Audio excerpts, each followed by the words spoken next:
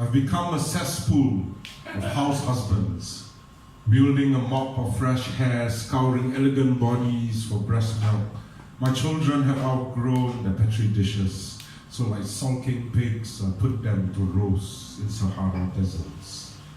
Mongrel merchants disappoint me with shells of empty wives, and platelets veering wildly off course.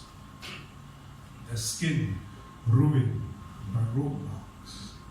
I've become a gene pool of false servants. They stand facing walls, counting sheep, intellectually demoralized.